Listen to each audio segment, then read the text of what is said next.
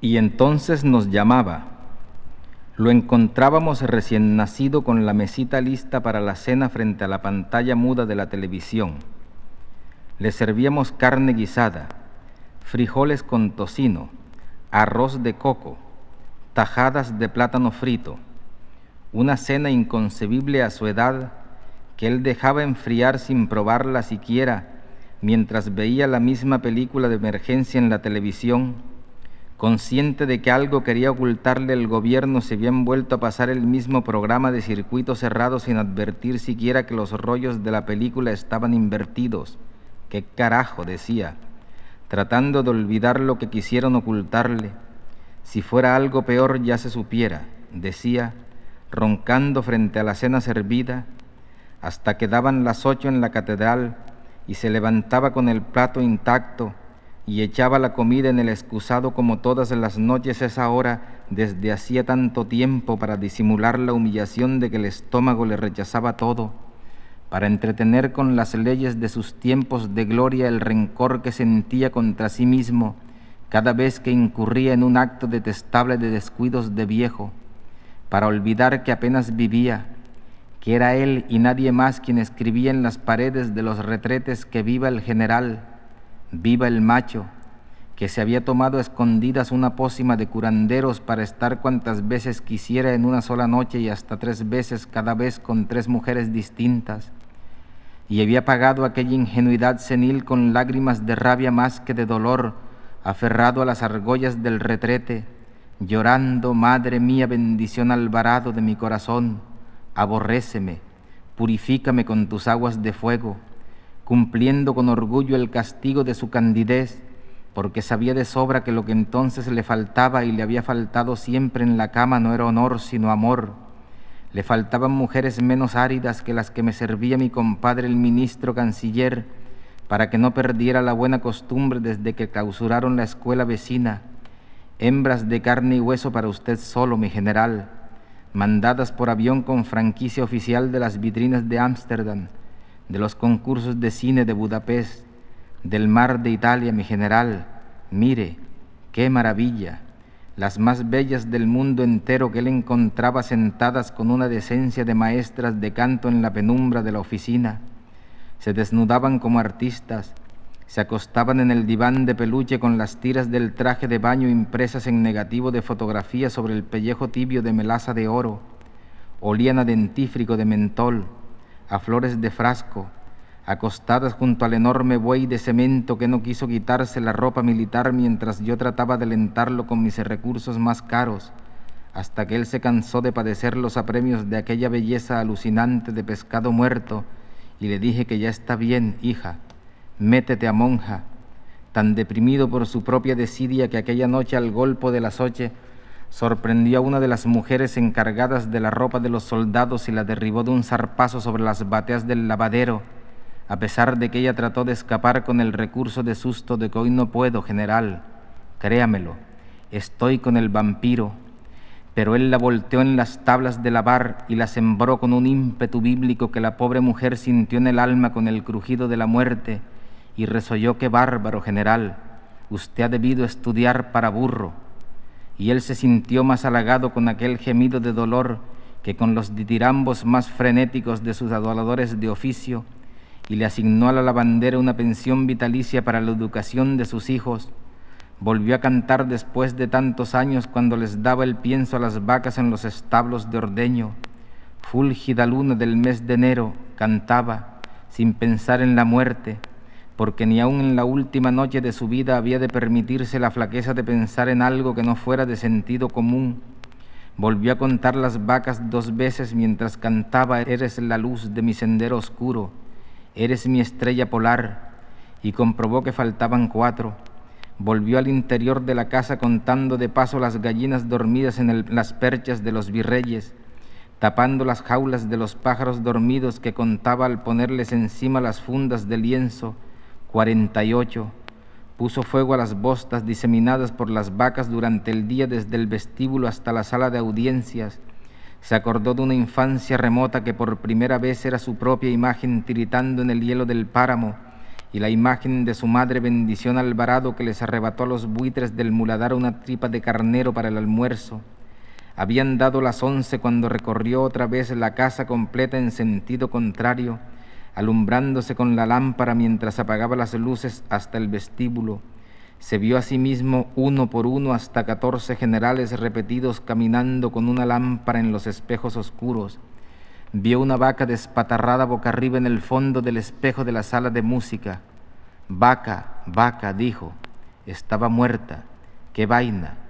Pasó por los dormitorios de la guardia para decirles que había una vaca muerta dentro de un espejo. Ordenó que la saquen mañana temprano, sin falta, antes de que la casa se nos llene de gallinazos. Ordenó, registrando con la luz las antiguas oficinas de la planta baja en busca de otras vacas perdidas. Eran 3, las buscó en los retretes, debajo de las mesas, dentro de cada uno de los espejos.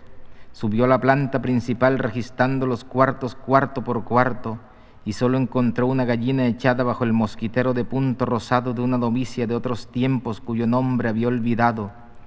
Tomó la cucharada de miel de abejas de antes de acostarse, volvió a poner el frasco en el escondite donde había uno de sus papelitos con la fecha de algún aniversario del insigne poeta Rubén Darío, a quien Dios tenga en la silla más alta de su santo reino.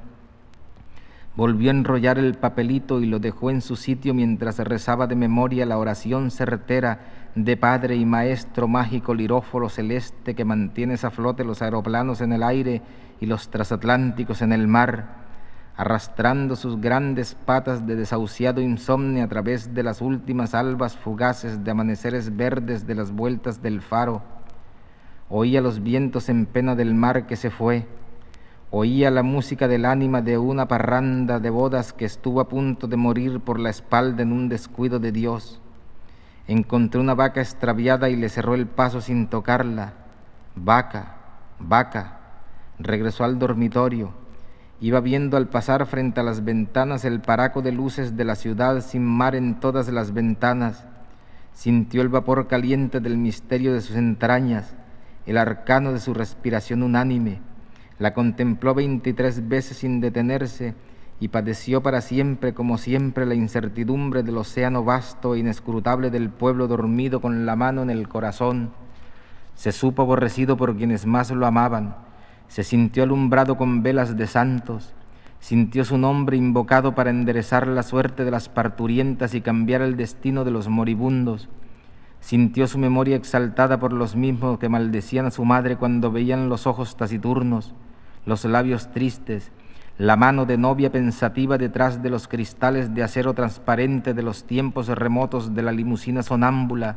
y besábamos la huella de su bota en el barro, y le mandábamos conjuros para una mala muerte en las noches de calor cuando veíamos desde los patios las luces errantes en las ventanas sin alma de la casa civil. Nadie nos quiere, suspiró, asomado al antiguo dormitorio de pajarera exangüe pintora de oropéndolas de su madre Bendición Alvarado con el cuerpo sembrado de verdín. Que pase buena muerte, madre, le dijo. Muy buena muerte, hijo, le contestó ella en la cripta. Eran las 12 en punto cuando colgó la lámpara en el dintel, herido en las entrañas por la torcedura mortal de los silbidos tenues del horror de la hernia. No había más ámbito en el mundo que el de su dolor. Pasó los 3 cerrojos del dormitorio por última vez, pasó los 3 pestillos, las 3 aldabas, padeció el holocausto final de la micción exigua en el excusado portátil. Se tiró en el suelo pelado con el pantalón de manta cerril que usaba para estar en casa desde que puso término a las audiencias, con la camisa a rayas sin el cuello postizo y las pantuflas de inválido. Se tiró boca abajo, con el brazo derecho doblado bajo la cabeza para que le sirviera de almohada, y se durmió en el acto, pero a las 2:10 despertó con la mente varada y con la ropa embebida en un sudor pálido y tibio de vísperas de ciclón. ¿Quién vive?, preguntó estremecido por la servidumbre de que alguien lo había llamado en el sueño con un nombre que no era el suyo, Nicanor,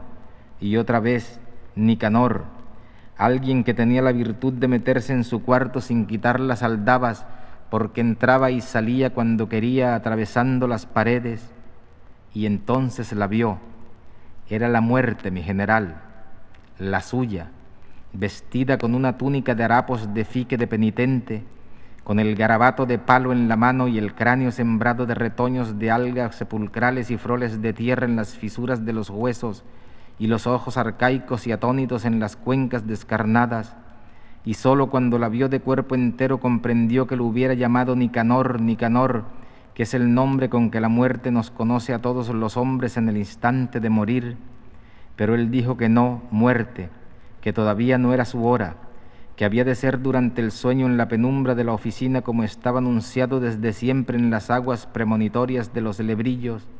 Pero ella replicó que no, general, había sido aquí, descalzo y con la ropa de menesteroso que llevaba puesta, porque los que encontraron el cuerpo habían de decir que fue en el suelo de la oficina con el uniforme de lienzo sin insignias y la espuela de oro en el talón izquierdo para no contrariar los augurios de sus pitonisas. Había sido cuando menos lo quiso, cuando al cabo de tantos y tantos años de ilusiones estériles había empezado a vislumbrar que no se vive, que carajo, se sobrevive. Se aprende demasiado tarde que hasta las vidas más dilatadas y útiles no alcanzan para nada más que para aprender a vivir. Había conocido su incapacidad de amor en el enigma de la palma de sus manos mudas y en las cifras invisibles de las barajas,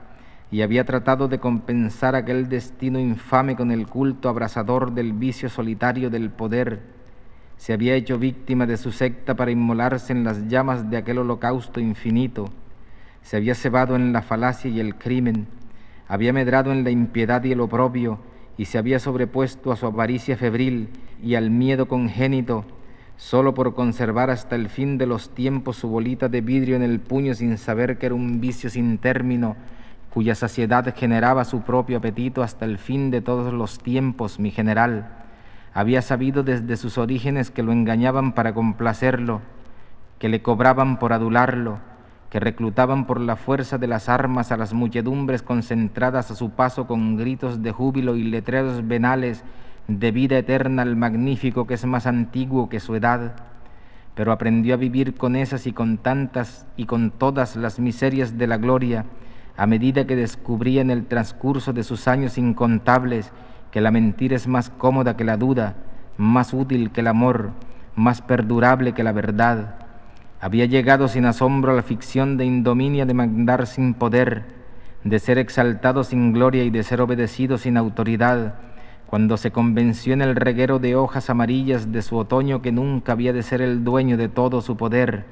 que estaba condenado a no conocer la vida sino por el revés,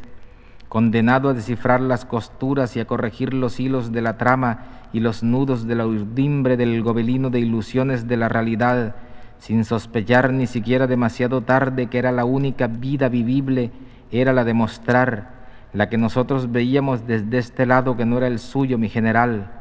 este lado de pobres donde estaba el reguero de hojas amarillas de nuestros incontables años de infortunio y nuestros instantes inasibles de felicidad,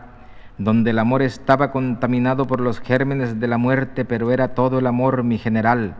donde usted mismo era apenas una visión incierta de unos ojos de lástima a través de los visillos polvorientos de la ventanilla de un tren, era apenas el temblor de unos labios taciturnos, el adiós fugitivo de un guante de raso de la mano de nadie, de un anciano sin destino que nunca supimos quién fue, ni cómo fue, ni si fue apenas un infundio de la imaginación, un tirano de burlas que nunca supo dónde estaba el revés y dónde estaba el derecho de esta vida que amábamos con una pasión insaciable que usted no se atrevió ni siquiera a imaginar por miedo de saber lo que nosotros sabíamos de sobra, que era ardua y efímera, pero que no había otra, general, porque nosotros sabíamos quiénes éramos, mientras él que se quedó sin saberlo para siempre, con el dulce silbidro de su potra de muerto viejo tronchado de raíz por el trancazo de la muerte, volando entre el rumor oscuro de las últimas hojas heladas de su otoño hacia la patria de tinieblas de la verdad del olvido, agarrado de miedo a los trapos de hilachas podridas del balandrán de la muerte y ajeno a los clamores de las muchedumbres frenéticas que se echaban a las calles cantando los himnos de júbilo de la noticia jubilosa de su muerte, y ajeno para siempre jamás a las músicas de liberación y los cohetes de gozo y las campanas de gloria que anunciaron al mundo la buena nueva de que el tiempo incontable de la eternidad había por fin terminado.